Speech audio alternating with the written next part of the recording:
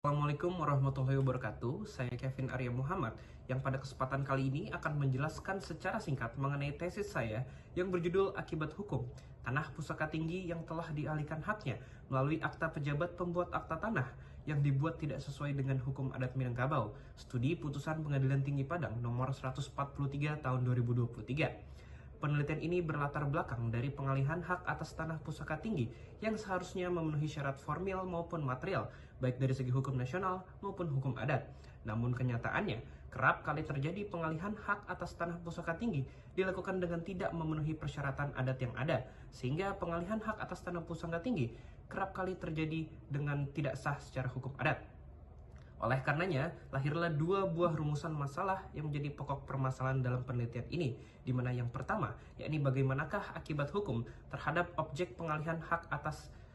tanah pusaka tinggi yang dibuat tidak sesuai dengan hukum adat Minangkabau pada putusan Pengadilan Tinggi Padang nomor 143 tahun 2023, di mana yang kedua, yakni bagaimanakah akibat hukum terhadap para ahli waris dalam pengalihan hak atas tanah pusaka tinggi yang dibuat tidak sesuai dengan hukum adat Minangkabau pada putusan Pengadilan Tinggi Padang nomor 143 tahun 2023. Selanjutnya, memasuki kasus posisi yang akan saya paparkan secara singkat, di mana pada putusan Pengadilan Tinggi Padang nomor 143 tahun 2023, ini menggambarkan adanya kecacatan pondasi hukum yang mengakibatkan adanya sengketa dan juga pelanggaran hak masyarakat hukum adat. Perkara ini melibatkan dua orang yang merupakan bagian dari ahli waris kaum tanah pusaka tinggi sebagai para penggugat, kemudian seorang PPAT sebagai tergugat satu, salah seorang bagian dari ahli waris kaum tanah pusaka tinggi sebagai tergugat dua, kepala BPN Kota Pariaman sebagai tergugat tiga, kepala kantor wilayah BPN Sumatera Barat sebagai tergugat 4, dan juga Kementerian PUPR sebagai tergugat 5. Perkara ini dimulai pada tahun 2010, di mana terdapat sertifikat hak milik atau SHM atas nama 10 orang atas suatu tanah pusaka tinggi yang dimiliki secara bersama atau secara komunal. Namun dalam perkara ini, tergugat dua untuk kepentingannya sendiri mengakhiri kepemilikan bersama tersebut dan mengalihkan haknya menjadi kepemilikan tunggal atas nama dirinya sendiri melalui akta pembagian hak bersama atau APHB yang dibuat di hadapan tergugat satu,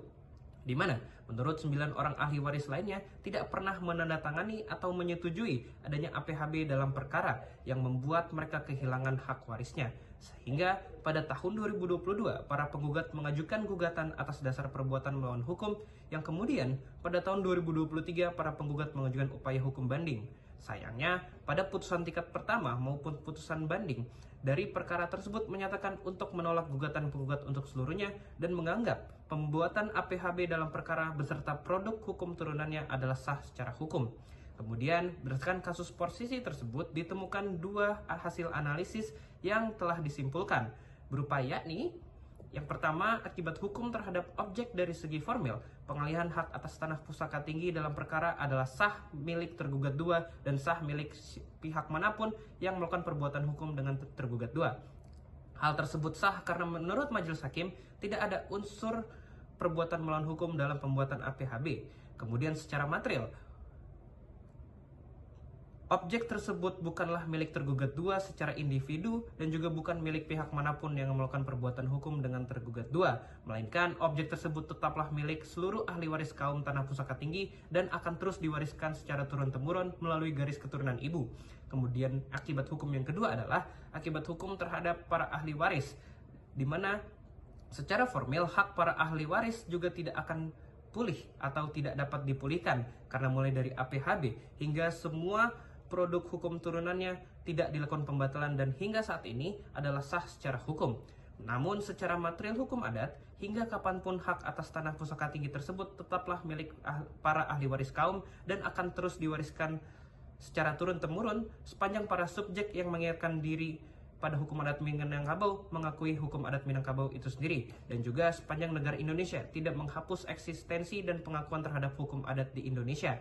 Oleh karena itu, berdasarkan hasil analisis dapat dirumuskan beberapa saran, yakni yang pertama kepada lembaga peradilan, seharusnya lembaga peradilan melalui majelis hakim dapat mempertimbangkan dan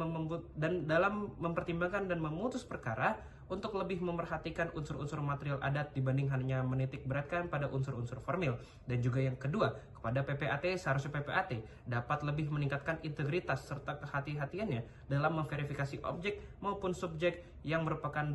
subjek dan objek dalam lingkup hukum adat Minangkabau.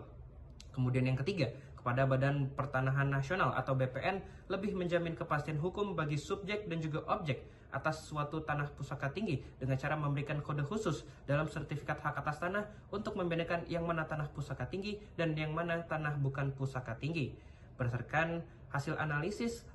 berdasarkan latar belakang, hasil analisis dan juga saran-saran tersebut, itu saja yang dapat saya sampaikan. Kurang lebihnya mohon maaf. Wassalamualaikum warahmatullahi wabarakatuh.